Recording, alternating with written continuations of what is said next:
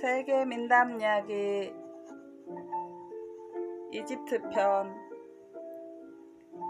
구두쇠와 수다쟁이. 두 형제가 살았더랍니다.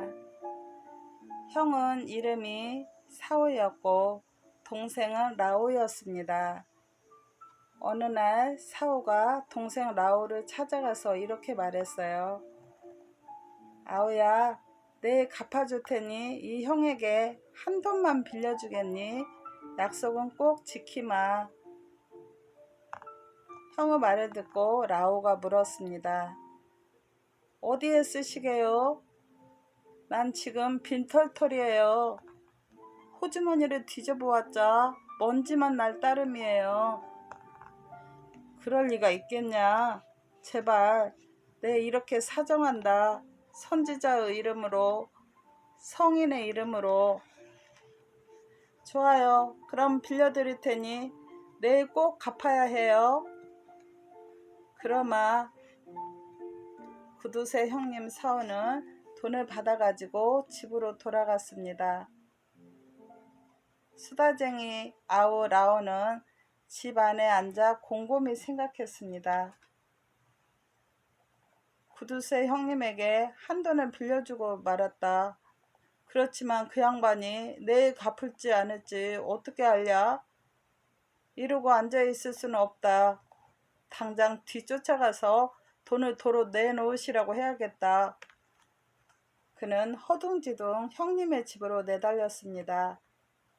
한참 서두르다 보니 사오 형님이 저만치 가고 있는 게 보였어요. 그는 부랴부랴 뛰어가서 형님을 붙잡았습니다. 형님, 내 돈 도로 내놓으십시오.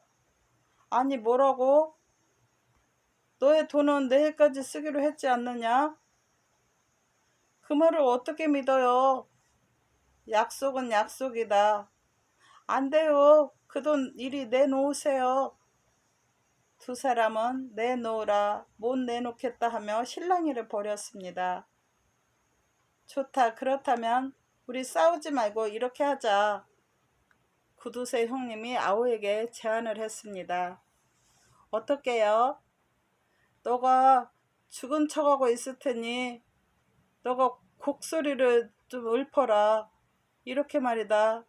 형님, 날 두고 가시다니, 그렇게 날 아끼고 사랑하시더니 수위마저 없이 누우셨구려. 이때 그렇게 할 수 있겠느냐? 너가 그렇게 울면 사람들이 우리를 불쌍히 여겨 장사를 지낼 수 있도록 조의금을 낼 것이다. 그러면 너는 내게 구워준 돈을 가져가고 나머지는 내가 차지하겠다. 수다쟁이 동생은 그렇게라도 해서 돈을 얼른 받아야겠다고 생각하고 고개를 끄덕였습니다. 좋아요. 그렇게 하기로 합시다. 그들은 사람들이 붐비는 곳으로 갔어요. 구두쇠 형님이 느닷없이 길바닥에 벌렁 눕자 수다쟁이 동생이 울부짖기 시작했습니다. 아이고 형님, 이게 웬일이요? 정정하던 분이 느닷없이 돌아가시다니 너무도 애석하옵니다. 정말이지 야속하오이다. 에고 형님, 에고 형님, 그렇게도 날 아끼시더니 이젠 수위마저 없이 길바닥에 눕고 말았구려. 흐흐흐. 사람들이 우 몰려들어 혀를 찼습니다. 쯧쯧, 사람 팔자란 알 수 없는 노릇이야. 그들은 땅을 치며 통곡하는 죽은 이의 동생을 달래기 시작했습니다. 여보시오, 젊은 양반, 그렇게 울고 있지만 말구려. 당신만큼이나 우리도 슬프다오. 우린 모두 빈털털이지만 이런 일엔 가만히 있지 못하는 사람들이라오. 늦기 전에 댁에 형님을 묻어드리리다. 그들은 시체를 씻는 염장이를 부르러 사람을 보냈습니다. 오래지 않아 염장이가 달려왔어요. 염장이의 손에는 대추야자가 가득 든 보가 들려 있었습니다. 그는 죽은 사람을 집으로 옮기게 한 뒤 그 볼을 창턱에 올려놓았습니다. 그런데 이 염장이는 안 못 보는 장님이었어요. 그는 손을 더듬어 자기가 가져온 볼을 찾다가 대추 여자의 손을 대고 있는 라우의 손을 툭 건드렸습니다. 라우는 대추 여자의 욕심을 내고 있었던 것이에요. 염장이는 라우 손에서 와락 보자기를 뺏어 죽은 사람을 바로 곁에다 놓아두었습니다.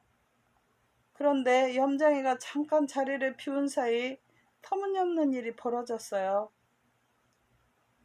죽은 척하고 있던 구두쇠 사우가 엉거주춤 일어나 주위를 살피더니 자기밖에는 아무도 방에 없는 것을 알자 대추 여자를 모조리 먹어치웠습니다. 보가 텅 비자 사우는 대신 아무거라도 채워두어야겠다고 생각하고 방 안을 둘레둘레 살폈어요. 그러나 감쪽같이 볼을 채울 만한 것이 아무것도 없었습니다. 아, 이 이야기를 전하는 나를 욕하지 마세요. 그는 끙 하고 대변을 보 위에 누고 나서 다시 전처럼 볼을 묶었습니다. 소변을 보고 온 눈먼 염장이가 손을 더듬거려 야자 열매가 그대로 있는지 확인했습니다. 그런데 어렵쇼. 손에 물컹한 것이 잡히는가 싶더니 그만 손가락이 쑥 들어가는 게 아니겠습니까? 이런 젠장, 똥 아니야? 이 방에는 아무도 없는 줄 아는데 누가 들어왔을까? 죽은 사람이 일어났을까? 개자식, 그렇다면 조금만 기다려라. 뜨거운 맛을 보여줄 테니까. 그는 밖으로 나가 아궁이 앞에 앉아있는 사람에게 일렀어요. 물을 떠다 팔팔 끓이시오. 방 안에서 죽은 척하고 있던 사우는 이 말을 듣고 깜짝 놀랐습니다. 이대로 누워있다가는 꼼짝없이 뜨거운 물에 시금치처럼 데쳐져야 할 판이었어요. 이런, 저 눈먼 친구가 뜨거운 물로 염을 하려나 보구나. 큰일 났다. 동생을 불러야지. 그는 차마 큰 소리로 외치지는 못하고 엎치락 뒤치락 일어섰다 앉았다 안절부절도 이만저만 한 게 아니었어요. 동생 라오는 염장이가 물을 데우라는 소리를 듣고 가슴이 뜨끔했습니다. 이크, 큰일 났다. 가만히 있다간 우리 형님이 튀김이 되고 말겠구나. 그는 부랴부랴 부엌으로 달려가 염장이를 붙들었습니다. 아이쿠 여보쇼, 제발 참구려. 참아달라고요. 뜨거운 물로는 제발 염을 하지 마시오. 그냥 미지근하게 데운 물로 그럭저럭 하면 다 되는 일이 아니겠소? 이리하여 염장이와 사람들은 대충 사후의 몸을 씻기고 수의를 입혀 무덤에 넣었습니다. 그러고는 손을 탈탈 털고 집으로 돌아갔어요.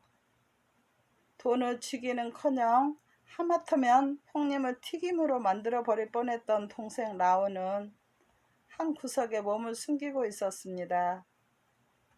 기회를 보아 무덤 입구에 돌을 밀어내고 형님을 구해올 셈이었어요.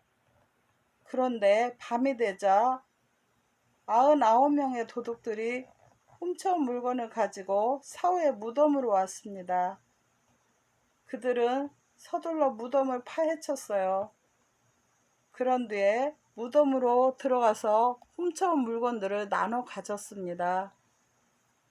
부지런히 나눠 가지다 보니 칼 한 자루가 남았어요. 도둑 중에 하나가 소리쳤습니다. 저건 내가 가져야겠다. 아니야, 그건 내 거야. 다른 도둑이 나서서 자기가 가지겠다고 우겼습니다. 저리 비켜. 저 칼은 내가 가질 테니까.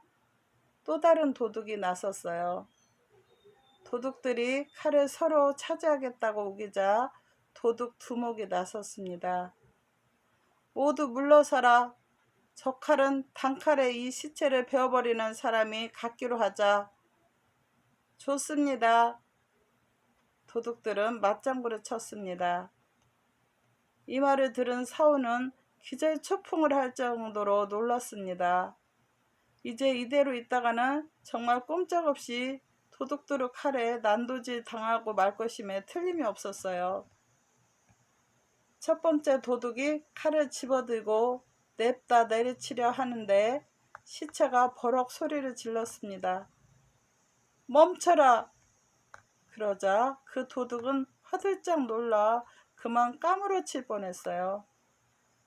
그는 엉겹결에 칼을 떨어뜨리고 냅다 달리기 시작했습니다. 그러자 나머지 도둑들도 무덤을 뛰쳐나가며 소리쳤어요.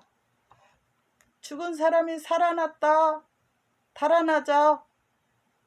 걸음아 날 살려라 하고 도둑들이 달아나 버린 뒤에 수다쟁이 라오가 무덤에 나타났습니다. 그는 형님의 무덤에 들어왔다가 웬 칼이 떨어져 있는 것을 보았어요. 거 쓸만한 칼이로구나. 내가 가져야겠다. 그 칼에 손을 대지 마라. 그건 내 거야. 붕대에 꽁꽁 묶여 꼼짝달싹 못하는 형이 동생에게 버럭 소리쳤습니다. 그러고 나서 이러쿵 저러쿵 도둑들 사이에서 일어난 일을 들려주었어요.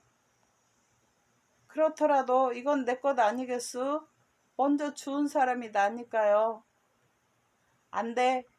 그건 내가 가져야 한다.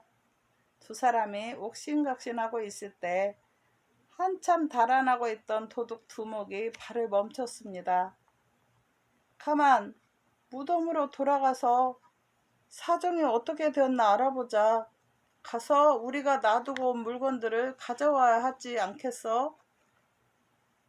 도둑 중에 하나가 다시 돌아가 무덤을 기웃거리고 있는데 그때까지도 두 사람은 칼을 두고 싸우는데 열을 올리고 있었습니다. 도둑은 그만 질겁을 하고 자기 패거리들이 있는 곳으로 쏜살같이 돌아갔어요. 죽은 사람들이 모두 일어났다. 그 사람들이 우리와 싸울 준비를 하고 있다. 무덤으로 갔던 도둑이 소리를 지르며 헐레벌떡 뛰어오는 것을 본 도둑 두목은 풀이 꺾이고 말았습니다. 다 틀렸구나. 그만 가자. 이번엔 훔쳐온 것들을 고스란히 놔두고 가긴 무척이나 아깝지만 어쩔 수 없다. 다음번에 두둑히 털어 이번에 잃은 것까지 메우는 거다. 가자 그냥. 도둑들은 빈손으로 집으로 돌아갔습니다. 이리하여 구두쇠 형님과 수다쟁이 동생은 도둑들이 남기고 간 물건들을 모두 챙겨 들고 집으로 향했습니다. 아마 두 사람은 물건들을 나누느라 아직도 다투고 있을 것입니다.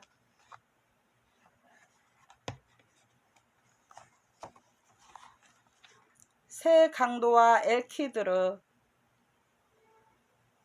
옛날에 엘키드르와 만나게끔 운명적으로 예정되어 있는 세 사람이 있었습니다. 이들은 새 강도였습니다. 엘키드르는 깃발을 쓴 채 길을 걸어가고 있었어요. 이 모습을 본 새 강도들은 서로 수근거리며 호주머니를 털 좋은 표적이 나타났다고 좋아했습니다. 돈 꽤나 있어 보이는 늙은이야. 우선 지팡이로 냅다 후려치고 보자. 그들은 자기들끼리 눈짓을 주고받으며 끄덕끄덕 하더니 엘키드르에게 다가갔습니다. 그러나 그들이 달려들기 전에 엘키드르가 버럭 고함을 질렀어요. 네 이놈들, 무엇을 그리 쑥덕거리느냐? 이제 보니 너희들은 강도로구나. 너희들은 평범한 이슬람교 신도도 못 보았더란 말이냐? 난 땡전 한 푼 가진 것 없다. 나는 엘키드르라고 하는 사람으로 너희들과 운명적으로 만나게끔 예정된 사람이다. 왜 만나게끔 되어 있느냐고? 너희들에게 잘못을 뉘우치게끔 해주기 위해서지. 하느님께서 너희들을 위해 예비하신 것이 사실임을 이제 알게 될 것이다. 한바탕 호령의 강도들은 엉거주춤 말을 꺼냈습니다. 어이쿠, 당신이 엘키드르라고쇼? 몰라봬요. 죄송합니다. 안녕하신지요? 오냐, 안녕하단마다.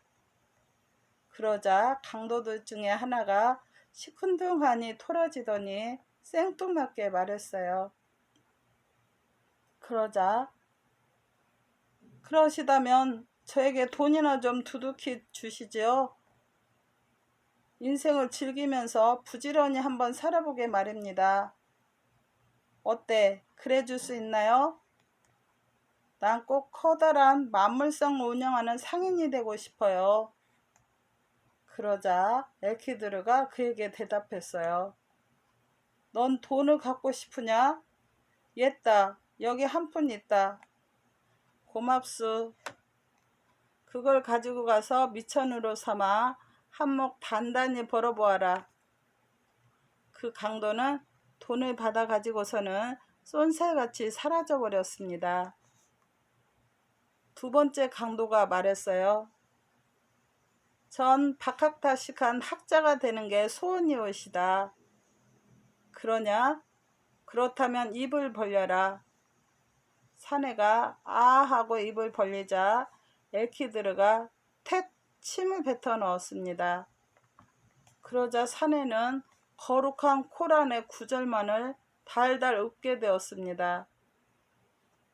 잡스럽고 속된 말이라고는 한마디도 그 입에서 튀어나오지 않을 것이었습니다. 이어서 세 번째 강도가 말했어요. 전 그야말로 아리따고 고결한 여인을 얻고 싶습니다. 거참 곤란한 부탁이로구나. 내 제주로 어디 가서 그처럼 순결하고 흠없는 여인을 얻을 수 있으랴? 내 놈의 부탁은 들어줄 수가 없느니라. 왜요? 왜 그렇습니까? 이 녀석아, 그렇게 미주알고주알 캐묻지 마라. 이 세상을 다 뒤져보아도 흠잡을 데 없이 완벽하고 고결한 여인이란 결코 없기 때문이다. 완벽한 상대를 기준으로 하여 볼 때 그 절반의 절반만 따라가는 여인도 구하기가 이만저만 어렵지 않느니라. 어때? 그 여인이나마 구해주랴? 내가 딱 하나 받은 바가 있느니라. 그래요? 그녀가 있는 곳을 가르쳐 주십시오. 내가 찾아가겠습니다. 오냐, 가르쳐 주마. 이리이리 저리저리 해서 찾아가면 그 여인이 있을 거다. 알겠느냐? 사내는 머리를 조아려서 고마움을 표시한 뒤에 그 여인을 찾아가서 결혼을 하였습니다. 후에 엘키드르는 자기가 보살펴준 이들 세 사람이 어떻게 사는지 보고 싶어졌습니다. 그는 세 사람이 전혀 새로워져 있기를 바랐어요. 그는 예전에 그들을 만났던 차림이 아니라 각설이 차림을 하고 세 사람을 찾아갔습니다. 아주 돈 많은 상인이 된 첫 번째 사람을 엘키드르가 아침에 찾아갔을 때 그는 막 가게 문을 열려는 참이었어요. 엘키드르는 그에게 다가가서 넙죽 절하며 손을 내밀었습니다. 주인어른, 하느님이 주인님께 베풀어 주신 것을 소인에게 약간만 주십시오. 네? 한 푼 적선합시오. 아침부터 운수 한번 사납게 됐구나. 옛다. 냉큼 꺼져. 그는 엽전 한 입을 던져두더니 싹 돌아섰습니다. 얼마 후 그의 적선은 한 푼에 그치고 말게 되었어요. 그로부터 오래지 않아 불이 나서 그의 상점이 죄다 타버리고 말았으니까요. 상점에 쌓여있던 물건 중에서 불길을 묘면한 것은 아무것도 없었습니다. 이리하여 그가 이때껏 공들여 쌓았던 탑은 눈 깜짝할 사이에 무너지고 말았습니다. 그는 이제 빈털털이었어요. 하느님이 그를 세상에 내보냈을 때의 빈손으로 돌아가고 만 것이지요. 엘키드르는 학자가 된 두 번째 사람에게 갔습니다. 학자는 조그만 회교 사원에서 봉직하고 있었는데 이 사원에는 행색계나 하는 고관 대작이며 그 밖에 세도가며 유식쟁이들이 드나들고 있었습니다. 어떤 사람은 새로운 지식을 깨우치고 또 어떤 사람은 강의를 듣고 또 다른 사람은 구절풀이를 들으면서 질문을 던졌습니다. 엘키드르는 추레한 노인 행색으로 지팡이를 짚고 그에게 다가갔어요. 허리를 꾸부정하니 구부리고 말입니다. 박사님, 골치 아픈 문제가 하나 생겨서 이렇게 왔습니다. 내게 아주 부유한 친구가 있었는데 얼마 전에 마누라와 두 딸을 남겨두고 그가 세상을 떠났습니다. 이들에게 재산을 어떻게 나눠줘야 하겠습니까? 이 말을 들은 학자가 대뜸 그를 쏘아보더니 구역질 난다는 듯이 침을 태 뱉었습니다. 낭할 영감, 그래, 내가 이리 앉아있으니 당신 신상 문제나 상담해 주어야 마땅할 것 같아. 내가 도움말을 주거나 가르치는 사람들은 사회적으로 명망 있는 사람이거나 인격적으로 고매한 사람뿐이야. 당신하고는 상관없어. 냉큼 나가라고. 이렇게 말하고 난 그는 자기는 거룩하고 진실한 것만 말할 따름이지 추잡하거나 속다인 것은 말하지 않노라고 덧붙였습니다. 그는 진실한 하느님은 알라 외에는 없다 라고 말해야 할 때 예수는 하느님의 아들이다 라고 말하기 시작했습니다. 사람들이 그에게 달려들어 문매를 퍼부었습니다. 그가 그토록 호되게 두들겨 맞기는 난생 처음이었습니다. 이리하여 그는 사원에서 내쫓기고 말았어요. 한편 나머지 한 사람은 어떻게 지내고 있을까요? 순결하고 고귀한 아내를 찾았던 사람 말입니다. 엘키드르는 그 세 번째 사내의 집에 이르자 누구를 부르고 할 것도 없이 그야말로 꺼리낌 없이 그 집으로 불쑥 들어가고 싶었습니다. 그 사내가 아내와 함께 있다면 그야말로 다행이겠고 그렇지 않고 사내는 밖으로 나가고 아내만 있다 하더라도 상관이 없는 일이었어요. 남편도 없는 집에 웬 젊은이가 들어와 있다면 의심을 받아 마땅한 일이지만 운신조차 제대로 못하는 노인네라면 여자만 홀로 있는 집에 들어와 있어도 별다른 의심이 가지 않는 법입니다. 허풍을 좀 쳐서 이야기하자면 엘키드르는 150세는 되어 보였습니다. 문을 두드리자 사내의 아내가 나왔어요. 그 여자는 자기 집을 찾아온 손님에게 베풀어야 할 친절을 아낌없이 베풀었습니다. 얼마 후 돌아온 남편은 자기 집에 남모르는 노인이 들어와 있는 것을 알았어요. 그는 손님에게 인사하고 아내에게 저녁을 차려 내오도록 일렀습니다. 여보, 상 좀 내오구려. 이를 어째? 집에는 귀리빵 한 덩어리밖에 없는데 할 수 없어요. 당신은 좀 허기가 치더라도 참고 손님께 드리는 수밖에. 남편은 못마땅하긴 했지만 내색은 안 하였습니다. 그래, 그렇게 하구려. 그 아내는 이리저리 둘러보며 남편의 끼니를 떼어줄 만한 게 없는지를 살폈어요. 남편은 이 늙은이가 좀 있다가 오후쯤이면 떠나려니 생각하고 그런 대로 참아보기로 했습니다. 그러나 해질 무렵이 되어도 노인은 떠나려 생각하지 않았어요. 그들 부부는 노인에게 사랑으로 듣도록 권할 수밖에 없었습니다. 때는 마침 투바의 달이라 무더니도 날씨가 추웠습니다. 사내의 아내는 노인네가 목욕이라도 하고 싶을 텐데 그럴라 치면 찬물에는 도저히 못 들어갈 것 같아 물을 데웠습니다. 그러고는 남편더러 노인에게 따뜻한 물을 갖다 주도록 부탁을 했어요. 따뜻한 물이 더 필요하다고 하면 저를 깨우세요. 전 좀 일찍 자리에 누워야겠어요. 이리하여 남편은 늙은 손님을 사랑으로 데려갔습니다. 엘키드르는 목욕탕으로 들어가자마자 사내가 가져온 물을 다 써버렸어요. 사내가 잠자리에 들어 코를 골고 있는데 손님이 꽥꽥 소리를 질러댔습니다. 주인장, 손님 대접을 어떻게 하는 거야? 따뜻한 물 좀 더 가져오라고. 사내는 벌떡 일어나 아내를 깨워서 물을 데우도록 일렀습니다.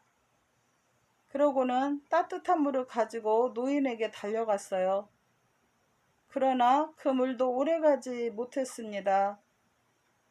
주인장, 여기 물 좀 더 가져오라고. 어서.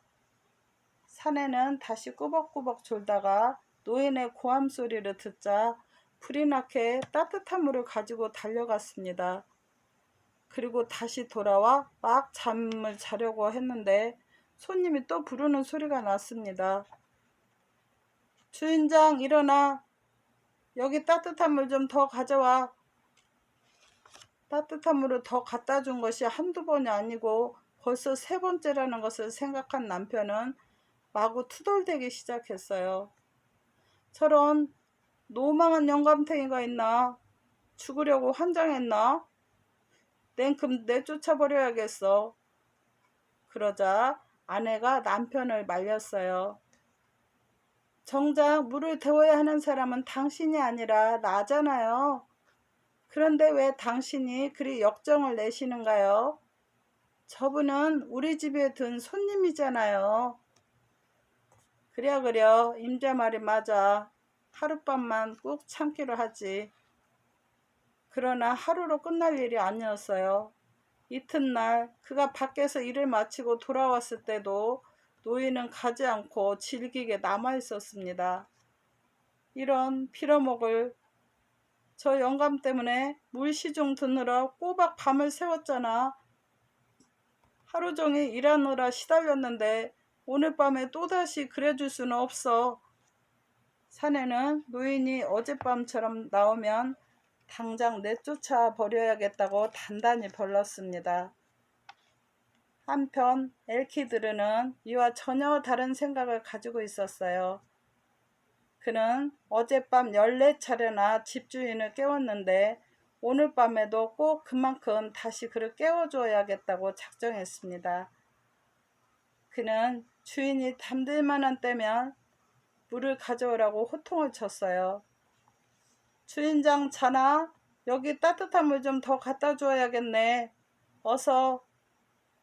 그러자 사내는 참다 못해 이를 부두둑 갈았습니다. 뻔뻔스런 영감이야. 염치 눈치는 말할 것도 없고 양심마저 없는 늙은이야. 안 되겠어. 냉큼 쫓아버려야겠어. 그러자 그 아내가 질겁을 하고 남편을 진정시켰습니다. 여보, 정작 일을 치르는 건 당신이 아니라 나라고요. 그런데 왜 당신이 그리 펄쩍 뛰시는가요? 가만히 좀 누워 계세요. 내가 일어나 물을 끓일 테니 당신은 조금 이따 갖다 주기만 하세요. 저분은 우리 집 손님이 아닌가요? 임자도 참 어지간한 여편네로구먼. 알았어, 알았다고. 이리하여 밤이 지나고 아침이 되자 남자는 일터로 나갔습니다. 저녁이 되어 그가 집으로 돌아왔을 때 얄미운 노인은 뻔뻔스럽게도 방구들에 착 달라붙어 있었어요. 다시 밤이 되자 지난번과 똑같은 일이 되풀이되었습니다. 주인장, 물 좀 더 데워 갖고 오라고. 따뜻한 물을 좀 더. 그러나 이날 밤에는 끝부분이 좀 달랐습니다. 새벽녘 날이 밝아올 때까지 금방이라도 터질 것 같은 화를 꾹 참고 마지막으로 따뜻한 물을 가지고 갔을 때 엘키드르가 사내에게 말했습니다. 잘 들어두게나. 자네가 나를 두고 아내에게 투덜대었던 이야기며 내가 어떻게 해주었으면 하고 자네가 바라는 바를 나는 다 알고 있다네. 냉세코 이야기하건대 자네 아내가 아니었더라면 나는 이런 친절을 누릴 수 없었을 것이네. 자네가 지금 착지하고 있는 선녀 같은 아내가 아니었다면 난 자네를 자네의 두 친구와 같이 파멸로 몰아넣었을 거야. 자네는 날 두고 이렇게 말하지 않았나? 저런 노망한 영감쟁이가 있나? 정말 죽으려고 환장을 했나? 냉큼 내쫓아버려야겠어. 내가 이런 보지도 않은 일을 어떻게 아느냐고? 내가 바로 엘크이드르일세. 자네가 두 친구들과 강도질이나 하며 어울려 다닐 때 자네에게 어여쁜 마누라감을 구해준 장본인이란 말일세. 자, 자네는 아내로 인하여 하나님의 축복을 받은 걸세. 하나님이 그대에게 축복을 계속 내리사 그대의 소유를 지켜주시기를. 이제부터 자네 친구들은 방깔개 밑에서 아침마다 두둑한 선물을 얻게 될 거야. 그리고 자네는 평생토록 행복하게 살 걸세. 말을 마친 엘키드르는 훌쩍 떠나버리고 말았습니다. 사내는 그의 말을 곰곰이 되새기며 우두커니 서 있었습니다. 감사합니다. 사랑합니다. 항상 즐거운 날 되세요. 구독과 좋아요는 격려가 됩니다.